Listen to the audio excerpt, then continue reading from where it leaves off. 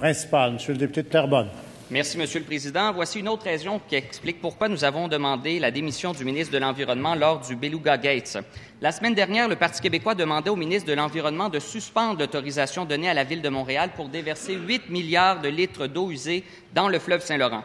Nous demandions la transparence pour bien comprendre comment une telle aberration avait pu être autorisée par le ministre de l'Environnement. Depuis, des voix se font entendre partout à travers le territoire national. Le maire de Sorel-Tracy, le maire de Trois-Rivières, l'ensemble des partis d'opposition de cette Assemblée nationale, des partis fédéraux dénoncent l'attitude du ministre. Plusieurs scientifiques, Monsieur le Président, contredisent même celui-ci et affirment que ces rejets auront un impact dévastateur sur la faune. Depuis vendredi, plus de 70 000 personnes se sont exprimées en signant une pétition intitulée « Le Saint-Laurent n'est pas une poubelle ». C'est une décision choquante, contraire à la gestion responsable et intelligente. Le ministre du Québec va-t-il suspendre aujourd'hui, une fois pour toutes, l'autorisation qu'il a donnée à la Ville de Montréal de déverser ces 8 milliards de litres d'eau usée dans notre Saint-Laurent?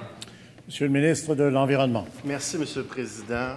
L'administration Coder a proposé les dits travaux en avril 2014. Et depuis ce temps-là, pendant une période de 8 à 10 mois, les experts du ministère de l'Environnement, les experts du ministère de la Faune ont travaillé avec les experts de l'administration Coder pour trouver une solution à cette situation. Il faut bien comprendre qu'on parle d'un collecteur d'eau qui amène les eaux usées à l'usine d'épuration à Montréal. Ce collecteur d'eau a besoin d'entretien majeur. Il faut également déplacer une chute de neige.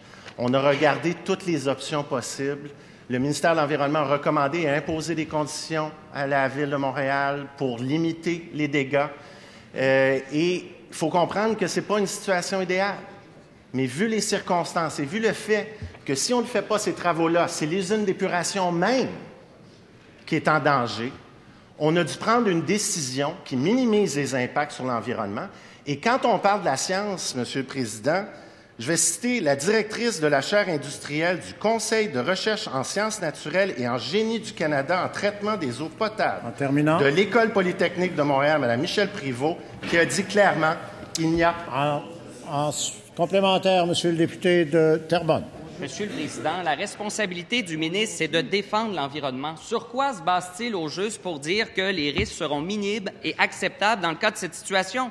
Dans son rapport d'analyse, il n'y a même pas d'évaluation environnementale sur l'impact que cela aura sur le fleuve.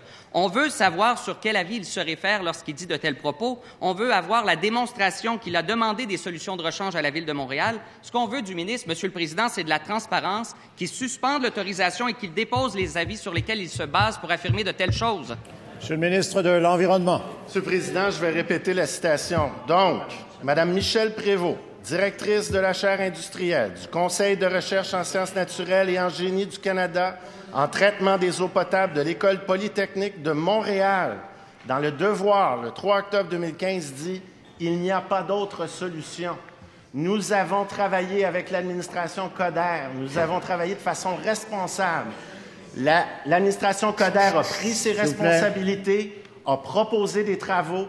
Nous les avons analysés de façon sérieuse et rigoureuse et nous avons agi de façon transparente pour minimiser les impacts.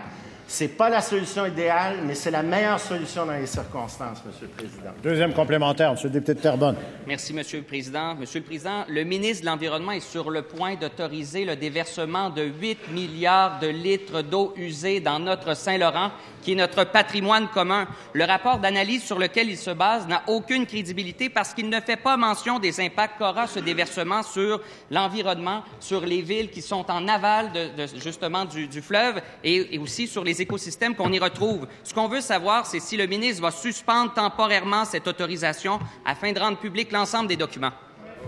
Monsieur le ministre de l'Environnement. Merci, Monsieur le Président. Ce que je comprends du Parti québécois, c'est qu'on préfère mettre en péril l'usine d'épuration des eaux de la Ville de Montréal et limiter l'accès à l'eau potable des Montréalaises et des Montréalais.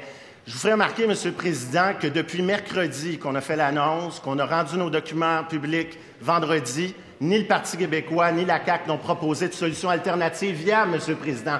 On a pris la meilleure solution qui s'imposait dans les circonstances. Merci, Monsieur le Président.